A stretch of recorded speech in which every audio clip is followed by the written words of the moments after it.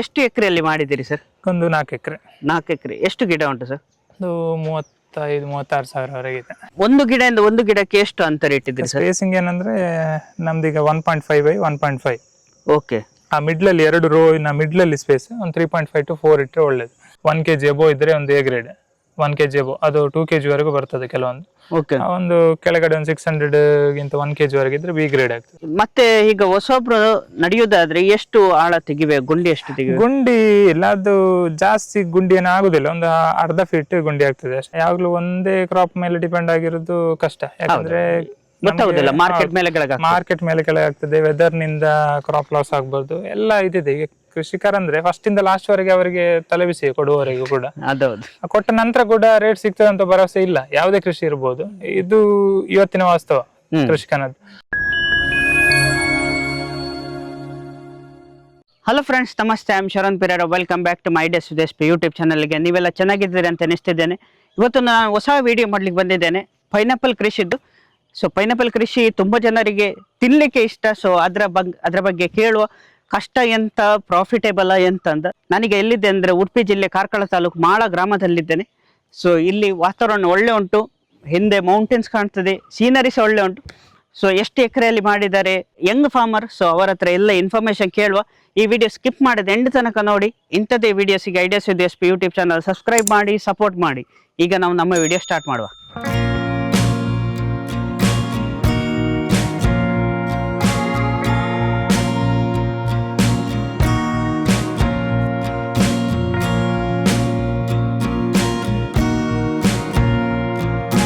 Friends, ನಮ್ಮೊಟ್ಟಿಗಿದ್ದಾರೆ Ashwath Shetty. So young entrepreneur farmer. So ನಮಸ್ತೆ sir. ನಮಸ್ತೆ. ಹೇಗಿದ್ದೀರಿ ಸರ್? ಚೆನ್ನಾಗಿದೆ. ಓಕೆ. ಎಷ್ಟು ವರ್ಷದಿಂದ ನೀವು ಪೈನಾಪಲ್ ಫಾರ್ಮಿಂಗ್ ಮಾಡ್ತಿದ್ದೀರಿ? 1 year ಇಂದ ಲಾಸ್ಟ್. ಓಕೆ. ಸೊ 1 year ಅಲ್ಲಿ ಇಷ್ಟು ದೊಡ್ಡ ರಿಸ್ಕ್ ನಿಮ್ಗೆ, ನೀವು ಫಸ್ಟೇ ಪ್ಲಾನ್ ಮಾಡಿದ್ದ, ಸ್ಟಡಿ ಮಾಡಿ ಹೇಗೆ? ರಿಸ್ಕ್ ಅಂದ್ರೆ ಎಲ್ಲದರಲ್ಲೂ ಇದೆ ರಿಸ್ಕ್ ತಗೊಳ್ಳೋದು, ಯಾವುದು ಮಾಡ್ಲಿಕ್ಕೆ ಆಗುದಿಲ್ಲ. ಒಂದು ಟ್ರೈ ಮಾಡಿ ನೋಡುವ ಅಂತ ಮಾಡಿದ್ವಿ. ಓಕೆ. ಈಗ ಎಷ್ಟು ಎಕರೆಯಲ್ಲಿ ಮಾಡಿದ್ದೀರಿ ಸರ್? ಒಂದು 4 ಎಕರೆ. 4 ಎಕರೆ. ಎಷ್ಟು ಗಿಡ ಉಂಟು ಸರ್? ಒಂದು 35-36 ಸಾವಿರವರೆಗೆ ಇದೆ. ಓಕೆ. ಈಗ ಮಾರ್ಕೆಟ್ ಉಂಟಾ? ಮಾರ್ಕೆಟ್ ಚೆನ್ನಾಗಿದೆ, ತೊಂದರೆ ಇಲ್ಲ ಈಗ. ಓಕೆ. ಎಷ್ಟು ರೇಟ್ ಉಂಟು ಸರ್ ಮಾರ್ಕೆಟಲ್ಲಿ? ಒಂದು 35 ವರೆಗೆ, 30 ಇಂದ 35 ವರೆಗೆ. ಓಕೆ. ಓಕೆ. ಸೊ ನಿಮಗೆ ಅದು ವರ್ಕೌಟ್ ಆಗ್ತದಾ? ಆಗ್ತದೆ. ಇದು ಈಗ ಯಾವ ಬ್ರೀಡ್ ಸರ್? ಇದು ಮಾರಿಷಿಯಸ್ ಅಂತ. ಓಕೆ. ಕೇರಳದಲ್ಲಿ ಜಾಸ್ತಿ ಕಲ್ಟಿವೇಟ್ ಮಾಡ್ತಾರೆ. ಈ ಭಾಗದಲ್ಲಿ ಕೂಡ ಈಗ ಕಮರ್ಷಿಯಲ್ ಆಗಿ ಎಲ್ಲ ಈ ವೆರೈಟಿಯನ್ನೇ ಮಾಡ್ತಾ ಇರೋದು. ಓಕೆ. ಸೊ ಇದಕ್ಕೆ ಈಗ ಹೊಸಬ್ರು ತಗೊಳ್ಳೋದಾದ್ರೆ ಗಿಡಕ್ಕೆ ಎಷ್ಟು ಸರ್? ಗಿಡಕ್ಕೆ ಡಿಪೆಂಡ್ಸ್, ಪ್ರತಿ ವರ್ಷ ಚೇಂಜ್ ಆಗ್ತಾ ಇರ್ತದೆ. ಮತ್ತು ಪ್ಲಾಂಟಿಂಗ್ ಸೀಸನ್ನ ಮೇಲೆ, ಈಗ ಜಾಸ್ತಿ ಪ್ಲಾಂಟಿಂಗ್ ಮಾಡೋ ಸೀಸನಲ್ಲಿ ಸ್ವಲ್ಪ ಜಾಸ್ತಿ ಇರ್ತದೆ, ಮತ್ತೊಂದು ನಾರ್ಮಲ್ ಆಗಿರ್ತದೆ. ಒಂದು ವೇರಿ ಆಗ್ತಾ ಇರ್ತದೆ, ಒಂದು 8 to 12 rupees ವರೆಗೆ.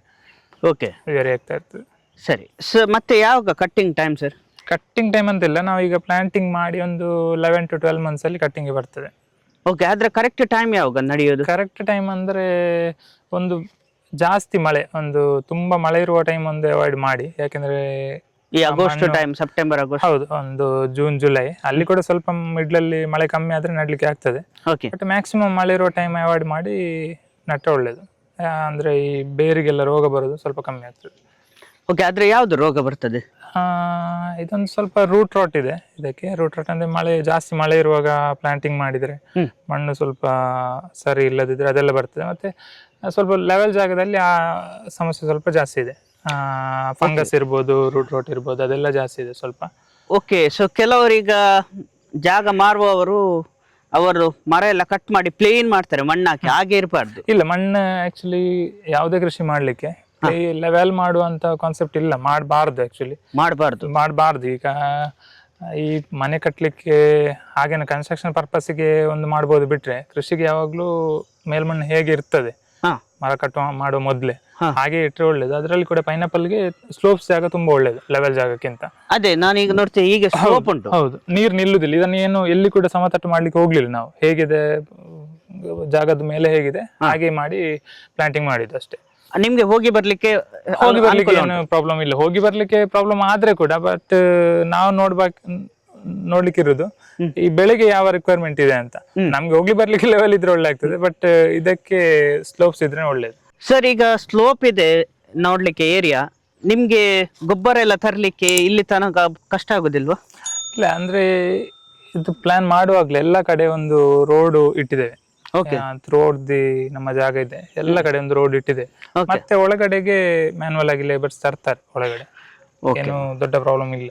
ಓಕೆ, ಈಗ ಒಂದು ಗಿಡದಿಂದ ಒಂದು ಗಿಡಕ್ಕೆ ಎಷ್ಟು ಅಂತರ ಇಟ್ಟಿದ್ದೀರಿ ಸರ್? ಸ್ಪೇಸಿಂಗ್ ಏನಂದ್ರೆ ನಮ್ದೀಗ 1.5 by 1.5. ಓಕೆ, ಆ ಮಿಡ್ಲಲ್ಲಿ 2 ರೋ ಮಿಡ್ಲಲ್ಲಿ ಸ್ಪೇಸ್ ಒಂದು 3.5 to 4 ಇಟ್ಟರೆ ಒಳ್ಳೇದು. ನಾವು ನಡ್ಕೊಂಡು ಹೋಗುವ ರೋಡ್ ಏನಿದೆ 4 feet ಇಟ್ಟರೆ ಒಳ್ಳೇದು. ಅಷ್ಟು ಸಾಕು? ಅಷ್ಟು ಸಾಕು. ಅದಕ್ಕಿಂತ ಜಾಸ್ತಿ ಆದ್ರೆ ಕೂಡ ಜಾಸ್ತಿ ಮಿಡ್ಲಲ್ಲೆಲ್ಲ ಬೇಡದ ಕಳೆ ಎಲ್ಲ ಬರ್ತದೆ. ಹಾಗಾಗಿ ಒಂದು 4 feet ಆಪ್ಟಿಮಮ್ ಕರೆಕ್ಟ್ ಆಗ್ತದೆ. ಓಕೆ, ಅದಕ್ಕೆ ಹುಲ್ಲು ತೆಗಿಲಿಕ್ಕೆ ನಿಮ್ಗೆ ಕಷ್ಟ ಆಗುದಿಲ್ವಾ? ಹುಲ್ಲಂದ್ರೆ ಜಾಸ್ತಿ ನಡ್ಕೊಂಡು ಹೋಗೋ ರೋಡಲ್ಲಿ ಹುಲ್ಲು ಬರುದಿಲ್ಲ ಜಾಸ್ತಿ. ಓಕೆ, ಮತ್ತೆ ಸ್ವಲ್ಪ ಸ್ವಲ್ಪ ಬಂದ್ರೆ ಲೇಬರ್ ಅಲ್ಲಿ ತೆಗಿಬೇಕಾಗ್ತದೆ ಮಿಡ್ಲಲ್ಲಿ ಜಾಸ್ತಿ ಬಂದ್ರೆ. ಓಕೆ, ನಾನೀಗ ನೋಡ್ತಿದ್ದೇನೆ ಹೀಗೆ ಮೇಲೆಯಲ್ಲಿ ಹೀಗೆ ಹುಲ್ಲು ಹಾಕಿದ್ದೀರಿ, ಅದು ಯಾಕೆ? ಹೌದು, ಅದೀಗ ನೋಡಿ, ಈಗ ಜನವರಿ ನಂತರ ಬರುವ ಕಾಯಿಗೆ ಈಗ ಹೀಟ್ ಜಾಸ್ತಿ ಇರ್ತದೆ ಇಲ್ಲಿ. ಹೌದು, ಹೌದು, ಬಿಸಿಲು ಜಾಸ್ತಿ ಆದ್ರೆ ಅಲ್ಲಿಗೆ ಬಿಸಿಲು ಹೊಡೆದು ಒಂದು 2-3 ಕಡೆಯಿಂದ ಸನ್ಸ್ಕಾರ್ಚಿಂಗ್ ಆದ್ರೆ ಇದಕ್ಕೆ ವ್ಯಾಲ್ಯೂ ಇರುದಿಲ್ಲ ಮಾರ್ಕೆಟ್ ಅಲ್ಲಿ. ಅಂದ್ರೆ ಕಲರ್ ಚೇಂಜ್ ಆಗ್ತದೆ, ಮತ್ತೆ ಈ ಅಟ್ರಾಕ್ಟಿವ್ನೆಸ್ ಕಳ್ಕೊಳ್ತದೆ ಆ ಕಾಯಿ. ಅದಕ್ಕೋಸ್ಕರ ಒಂದು ಜನವರಿ ಟು ಒಂದು ಮೇ ವರೆಗೆ ಕಟ್ಟಿಂಗ್ ಆಗುವಂತದ್ದು ಕಾಯಿಗಳಿಗೆ ಎಲ್ಲ ಹೂ ಬಂದ ನಂತರ ಈ ಹುಲ್ಲು ಅಥವಾ ಯಾವುದೇ ಶೇಡ್ ಅನ್ನು ಮಾಡ್ಬೇಕಾಗ್ತದೆ. ಓಕೆ, ಅದರಲ್ಲಿ ಎ ಗ್ರೇಡ್ ಬಿ ಗ್ರೇಡ್ ಆಗಿ? ಹೌದಿದೆ, ಆ ಸೈಜ್ ನ ಮೇಲೆ ಎ ಗ್ರೇಡ್ ಬಿ ಗ್ರೇಡ್ ಅಂತ ಇದೆ. ಒಂದು 1 kg ಎಬೋ ಇದ್ರೆ ಒಂದು ಎ ಗ್ರೇಡ್, 1 kg ಎಬೋ ಅದು 2 kg ವರೆಗೂ ಬರ್ತದೆ ಕೆಲವೊಂದು. ಒಂದು ಕೆಳಗಡೆ ಒಂದು 600 ಗಿಂತ 1 kg ವರೆಗೆ ಇದ್ರೆ ಬಿ ಗ್ರೇಡ್ ಆಗ್ತದೆ. 600 ಗಿಂತ ಬಿಲೋ ಬಂದ್ರೆ ಸಿ ಗ್ರೇಡ್ ಆಗ್ತದೆ. ಓಕೆ, ಸೊ ನಿಮ್ದು ಈಗ ಇದೆಲ್ಲ ಎ ಗ್ರೇಡ್ ಅಲ್ಲಿ ಉಂಟು? ಹೌದು, ಆಲ್ಮೋಸ್ಟ್ ಇದೆ, ಆಲ್ಮೋಸ್ಟ್ ಎ ಗ್ರೇಡ್ ಅಲ್ಲಿ ಇದೆ. 90% ಪ್ಲಸ್ ಎ ಗ್ರೇಡ್ ಅಲ್ಲೇ ಇದೆ. ನೀವು ಕಾಯಿ ಕಟ್ ಮಾಡೋದಾ ಹೇಗೆ ಸರ್? ಅಲ್ಲ, ಅದು ಡಿಪೆಂಡ್ಸ್. ಈಗ ಲೋಕಲ್ ಮಾರ್ಕೆಟ್ಗೆ ಆದ್ರೆ ಸ್ವಲ್ಪ ಹಣ್ಣದು ಕಟ್ ಮಾಡ್ಬೇಕಾಗ್ತದೆ. ಓಕೆ, ಅಂದ್ರೆ ಲೋಕಲ್ ಮಾರ್ಕೆಟ್ ಅಲ್ಲಿ ಈಗ ಇಮಿಡಿಯೇಟ್ ಸೇಲ್ ಮಾಡ್ಲಿಕ್ಕೆ. ಓಕೆ, ಮತ್ತೆ ದೂರದ ಈಗ ಬಾಂಬೆ ಮಾರ್ಕೆಟ್ ಇರ್ಬೋದು, ಡೆಲ್ಲಿ ಇರ್ಬೋದು, ಹಾಗೆ ಕಳಿಸುವಾಗ ನಾವು ಒಂದು ಕಾಯಿಯನ್ನೇ ಕಟ್ ಮಾಡಿ ಕಳಿಸೋದು. ಅದರಲ್ಲಿ ರೀಚ್ ಆಗುವಾಗ 2 to 3 days ಹೋಗ್ತದೆ, ಆಗ ಹಣ್ಣು ಆಗ್ತದೆ. ಇಲ್ಲೇ ಹಣ್ಣು ಕಳಿಸಿದ್ರೆ ಅಲ್ಲಿ ಹೋಗುವಾಗ ಡ್ಯಾಮೇಜ್ ಆಗ್ತದೆ.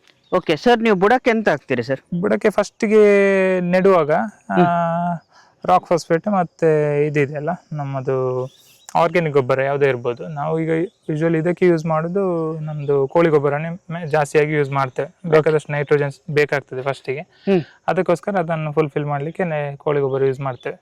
ಮತ್ತೆ ಬೇರೆ ಕೂಡ ಯಾವುದೇ ಹಿಂಡಿಗಳು ಎಲ್ಲ ಯೂಸ್ ಮಾಡ್ಬೋದು ನಮ್ಮ ಇದು ನೋಡಿಕೊಂಡು. ಓಕೆ, ಸೊ ಮತ್ತೆ ನೀವು ನೀರು ಯಾವಾಗ ಬಿಡುದು ಸರ್? ನೀರು ಸಾಧಾರಣ ಒಂದು ಡಿಸೆಂಬರ್ ವರೆಗೆ ನೀರಿನ ಅಗತ್ಯ ಬರುದಿಲ್ಲ, ಮಳೆ ಬರ್ತಾ ಇರ್ತದೆ ಒಂದೆರಡಾದ್ರೂ.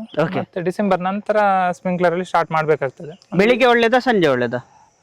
ಅದು 2 ಟೈಮಲ್ಲಿ ಬಿಡ್ಬೋದು, ಬೆಳಿಗ್ಗೆ ಬಿಡ್ಬೋದು, ಸಂಜೆ ಬಿಡ್ಬೋದು. ಆದಷ್ಟು ಒಂದು 10 ಗಂಟೆಯಿಂದ 5 ಗಂಟೆವರೆಗೆ ಅವಾಯ್ಡ್ ಮಾಡಿದ್ರೆ ಒಳ್ಳೇದು. ಬಿಸಿಲು ಜಾಸ್ತಿ ಇರ್ತದೆ, ಆಗ ಜಾಸ್ತಿ ನೀರು ಕೂಡ ವೇಸ್ಟ್ ಆಗ್ತದೆ, ಆಪರೇಟ್ ಆಗಿ ಹೋಗ್ತದೆ. ಗಿಡಕ್ಕೆ ಕೂಡ ಅಷ್ಟೊಂದು ಒಳ್ಳೇದಲ್ಲ. ಪ್ರಿಫರೇಬ್ಲಿ ಬೆಳಿಗ್ಗೆ ಮತ್ತೆ ಸಂಜೆ ರಾತ್ರಿ ಬಿಡುದು ಒಳ್ಳೇದು.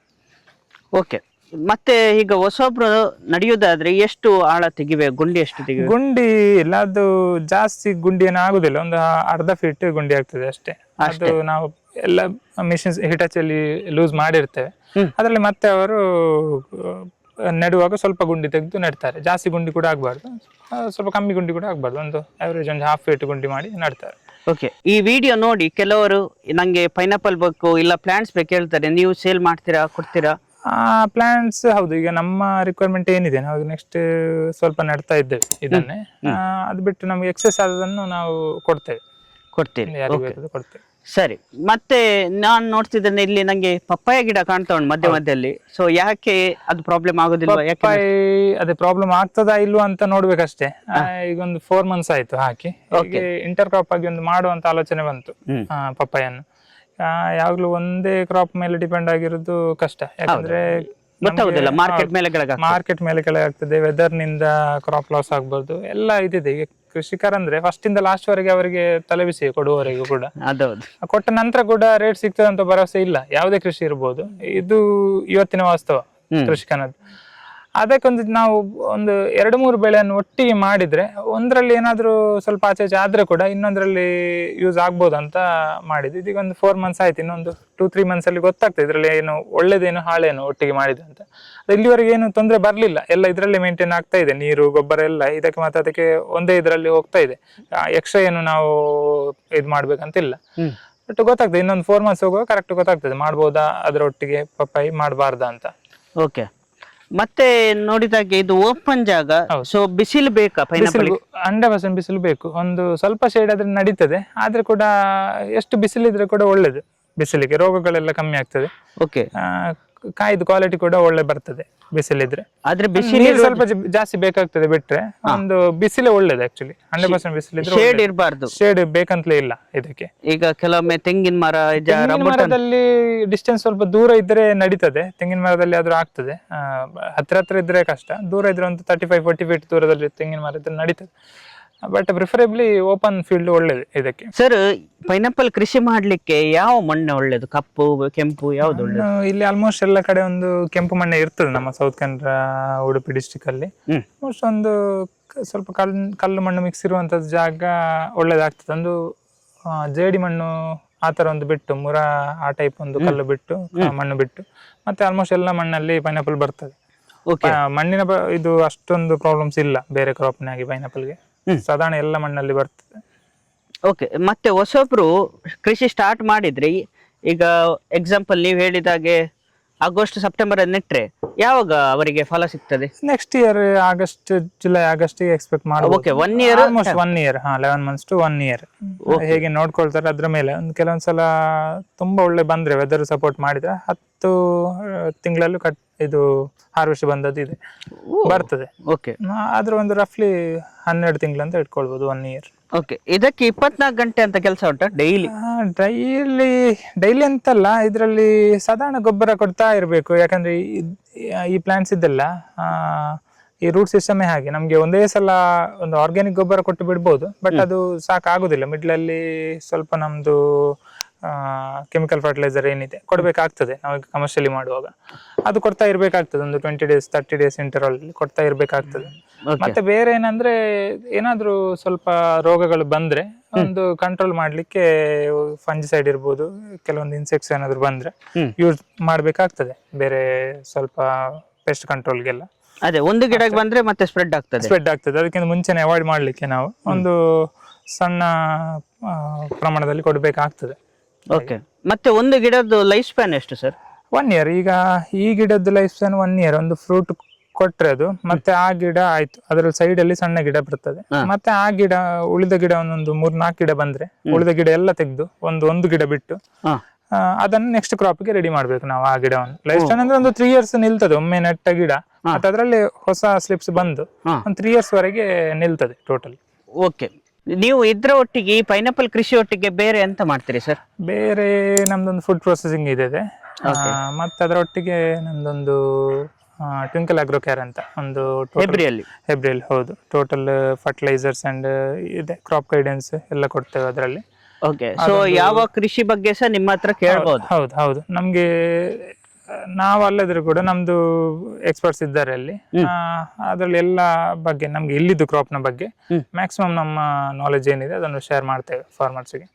ಟೋಟಲ್ ಗೈಡೆನ್ಸ್ ಕೊಡ್ತೇವೆ. ಸರ್, ಈಗ ಪೈನಾಪಲ್ ಮತ್ತೆ ಅಡಿಕೆ ಗಿಡ ಒಟ್ಟಿಗೆ ನಡಿಬಹುದಾ ನಿಮ್ಗೆ? ನಡ್ಬೋದು. ಈಗ ಇದು 9x9 ಸ್ಪೇಸಿಂಗ್ ಅಲ್ಲಿ ಅಡಿಕೆ ಹಾಕಿದ್ದು. ಮಿಡ್ಲ್ ಅಲ್ಲಿ ಬೇಕಾದಷ್ಟು ಜಾಗ ಸಿಗ್ತದೆ. ಫಸ್ಟ್ ಒಂದು 2 ವರ್ಷದವರೆಗೆ ಅಷ್ಟು ನೆರಳು ಕೂಡ ಬರುದಿಲ್ಲ. ಹಾಗೆ ಇದೊಂದು ಆ ಸಿಸ್ಟಮ್ ಅಲ್ಲಿ ಮಾಡ್ಲಿಕ್ಕೆ ಆಗುದಿಲ್ಲ. ಆದ್ರೆ ಕೂಡ ಒಂದು 3 ರೋ ಅಲ್ಲಿ ಹಾಕಿ ನಡ್ಬೋದು ಮಿಡ್ಲಲ್ಲಿ. ಮತ್ತೆ ಶೇಡ್ ಆಗುದಿಲ್ವಾ? ಮತ್ತೆ ಶೇಡ್ ಆಗ್ತದೆ. ಆಗ ಇದರದ್ದು ಲೈಫ್ ಸ್ಪ್ಯಾನ್ ಮುಗ್ದು ಹೋಗ್ತದೆ 3 years ಆಗುವಾಗ. ಮತ್ತೆ ಇದನ್ನು ರಿಮೂವ್ ಮಾಡಿ ಇದಕ್ಕೆ ಬಳಸಬಹುದು, ಇದರ ಬುಡಕ್ಕೆ ಹಾಕ್ಬಹುದು ತೆಗೆದು. ಟ್ರಯಲ್ ಮಾಡಿದ್ದು ಅದೇ ಆಗ್ತದೆ. ಓಕೆ, ಯಾವ್ದು ಸ್ವಲ್ಪ ಸಹ ಜಾಗ ವೇಸ್ಟ್ ಆಗುದಿಲ್ಲ? ಅದು ವೇಸ್ಟ್ ಆಗುದಿಲ್ಲ. ಇಲ್ಲದಿದ್ರಲ್ಲಿ ಬೇಡದು ಇದು ಕಳೆ ಎಲ್ಲ ಬಂದು ಇದಾಗ್ತದೆ. ಹೀಗೆ ಮಾಡಿದ್ರೆ ಏನಾದೊಂದು ಇನ್ಕಮ್ ಆಗ್ತದೆ ಇದರಲ್ಲಿ. ಅದರೊಟ್ಟಿಗೆ ಜಾಗ ಕೂಡ ಕ್ಲೀನ್ ಆಗಿರ್ತದೆ. ಇದು ಹೊಸದಾಗಿ ಅಡಿಕೆ ನೆಡುವವರು ಮಾಡ್ಬೋದು ಈ ಟೈಪ್ ಅಲ್ಲಿ. ಓಕೆ, ಸರಿ. ಯಾಕಂದ್ರೆ 2-3 ವರ್ಷ ಇದನ್ನು ಮಾಡಿದ್ರೆ ಮತ್ತೊಂದು 2 ವರ್ಷದಲ್ಲಿ ಅಡಿಕೆ ಫಲ ಕೊಡ್ಲಿಕ್ಕೆ ಸ್ಟಾರ್ಟ್ ಆಗ್ತದೆ. ಇಲ್ಲದಿದ್ರೆ ಅಡಿಕೆಯಲ್ಲಿ ಏನು ಇರುವುದಿಲ್ಲ 5 ವರ್ಷದವರೆಗೆ. ಹೌದು. ಸರ್, ಈಗ ನೀವು ಯಂಗ್ ಫಾರ್ಮರ್ ಈ ಒಂದು ಕೃಷಿ ಮಾಡ್ತಿದ್ದೀರಿ, ಬೇರೆಯವರಿಗೆ ಯಾರಿಗೆ ಕೃಷಿ ಮಾಡ್ಲಿ ಮನಸ್ಸುಂಟು ಆದ್ರೆ ಒಂದು ಧೈರ್ಯ ಬರ್ತಿಲ್ಲ, ಅವರಿಗೆ ಒಂದು ನೀವು ಎಂತ ಮೆಸೇಜ್ ಕೊಡ್ತೀರಿ? ಧೈರ್ಯ ಅಂದ್ರೆ ಒಂದು ವ್ಯವಸ್ಥೆಗಳಿದ್ರೆ, ಜಾಗ ಇರ್ಬೋದು, ನೀರಿನ ವ್ಯವಸ್ಥೆ, ಅಥವಾ ಅವ್ರಿಗೊಂದು ಸ್ವಲ್ಪ ನಾಲೆಜ್, ಇದ್ರ ಬಗ್ಗೆ ನಾಲೆಜ್ಗಿಂತ ಕೂಡ ನಾಲೆಜ್ ತಗೊಳ್ಬಹುದು. ಅವ್ರಿಗೊಂದು ಇದ್ರಲ್ಲಿ ಕೆಲಸ ಮಾಡ್ತೇನೆ ಅಂತ ಒಂದು ಪ್ಯಾಷನ್ ಇರಬೇಕು. ಮೇನ್ಲಿ ಎಲ್ಲಕ್ಕಿಂತ ಜಾಸ್ತಿಯಾಗಿ ಪ್ಯಾಷನ್ ಇದ್ರೆ ಕೃಷಿಯಲ್ಲಿ ಮಾಡ್ಬೋದಂತ ಒಂದು ನಾಲೆಜ್ ತಕೊಂಡು ಈಗ ಮಾಡಿದವರ ಹತ್ರ ಒಂದು ಸಣ್ಣ ಮಟ್ಟದಲ್ಲಿ ಸ್ಟಾರ್ಟ್ ಮಾಡ್ತಾ ಹೋಗ್ಬೋದು. ಓಕೆ, ಸರಿ. ಹಾಗೆ ಇನ್ನು ಒಂದು ಪೈನಾಪಲ್ ಕೃಷಿಯಲ್ಲಿ ಎಂತ ಕಷ್ಟ ಉಂಟಂತ ಹೇಳ್ಬೋದಾ? ಕಷ್ಟ ಅಂದ್ರೆ ಈಗ ಲಾರ್ಜ್ ಸ್ಕೇಲ್ಗೆ ಮಾಡ್ಲಿಕ್ಕೆ ಹೋಗುವಾಗ ಒಂದು ಲೇಬರ್ ಮ್ಯಾನೇಜ್ ಮಾಡೋದೊಂದು ಕಷ್ಟದ ಕೆಲಸ. ಅಂದ್ರೆ ಯಾವಾಗ್ಲೂ ಹಾಗೆ ನಮ್ದೀಗ ಇದನ್ನು ತುಂಬಾ ಲೇಬರ್ ಇಂಟೆನ್ಸಿವ್ ಕ್ರಾಪ್ ಇದು, ಲೇಬರ್ ಇರ್ಲೇಬೇಕಾಗ್ತದೆ ನಮ್ಮೊಟ್ಟಿಗೆ. ಈಗ ಒಬ್ಬ ಮಾಡ್ತೇನೆ ಅಂತ ಹೋದ್ರೆ ಒಂದು ಅರ್ಧ ಎಕರೆ ಮಾಡ್ಬೋದು ವಿನಃ ಅದಕ್ಕಿಂತ ಜಾಸ್ತಿ ಮಾಡ್ಲಿಕ್ಕೆ ಆಗುದಿಲ್ಲ. ಲಾರ್ಜ್ ಸ್ಕೇಲ್ಗೆ ಹೋಗುವಾಗ ನಾವು ಲೇಬರ್ನ ಮೇಲೆ ತುಂಬಾ ಡಿಪೆಂಡ್ ಆಗಿರ್ತೇವೆ. ಅದೊಂದು ಕಷ್ಟದ ವಿಷಯ ಅಂತ ಹೇಳ್ಬೋದು. ಮತ್ತೆ ಬೇರೆ ಎಲ್ಲಾ ವ್ಯವಸ್ಥೆಯನ್ನು ನೀವು ಮಾಡಿಕೊಂಡ್ರೆ ಕೂಡ ಲೇಬರ್ ಇಲ್ದಿದ್ರೆ ಏನು ಮಾಡ್ಲಿಕ್ಕೆ ಆಗುದಿಲ್ಲ ನಮ್ಗೆ. ಕರೆಕ್ಟ್. ಹಾಗಾಗಿ ಅದೊಂದು ಈಗ ಎಲ್ಲರಿಗೆ ಎಲ್ಲ ಕೃಷಿಯಲ್ಲಿ ಕೂಡ ಲಾರ್ಜ್ ಸ್ಕೇಲ್ಗೆ ಹೋಗುವಾಗ ಒಂದು ಲೇಬರ್ ಇದೊಂದು ಪ್ರಾಬ್ಲಮ್ ಇದೆ ಎಲ್ಲರಿಗೆ.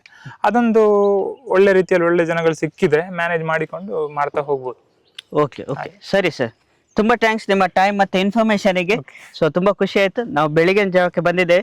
ಈ ವಿಡಿಯೋ ನಾನು ಎಂಡ್ ಮಾಡ್ತಿದ್ದೇನೆ. ಈ ವಿಡಿಯೋ ಇಷ್ಟ ಆದರೆ ಲೈಕ್ ಮಾಡಿ, ಆದಷ್ಟು ಜನರಿಗೆ ಶೇರ್ ಮಾಡಿ. ಸೊ ಪೈನಾಪಲ್ ಕೃಷಿ ತುಂಬ ಜನ ಮಾಡಲಿಕ್ಕೆ ಮನಸ್ಸಿದೆ. ಸೊ ಈ ವಿಡಿಯೋನ ಶೇರ್ ಮಾಡಿ, ಅವರಿಗೆ ಇನ್ಫಾರ್ಮೇಷನ್ ಒಳ್ಳೆ ಉಂಟು. ಇನ್ನು ನಿಮಗೆ ಎಂಥ ಡೌಟ್ ಇದ್ದರೆ ಕಮೆಂಟ್ ಮಾಡಿ, ಅವ್ರ ಹತ್ರ ಕೇಳಿ ನಾನು ರಿಪ್ಲೈ ಕೊಡ್ತೇನೆ. ಬೇಕಿದ್ರೆ ಸಪ್ರೇಟ್ ಎಪಿಸೋಡೇ ಮಾಡ್ತೇನೆ. ಸೊ ಇಂಥದ್ದೇ ವೀಡಿಯೋಸಿಗೆ ಐಡಿಯಾಸ್ ಇದೆ ಯೂಟ್ಯೂಬ್ ಚಾನಲ್ ಸಬ್ಸ್ಕ್ರೈಬ್ ಮಾಡಿ, ಸಪೋರ್ಟ್ ಮಾಡಿ. ಇನ್ನು ನಾವು ನೆಕ್ಸ್ಟ್ ವಿಡಿಯೋಲ್ಲಿ ಸಿಕ್ಕುವ. Bye bye.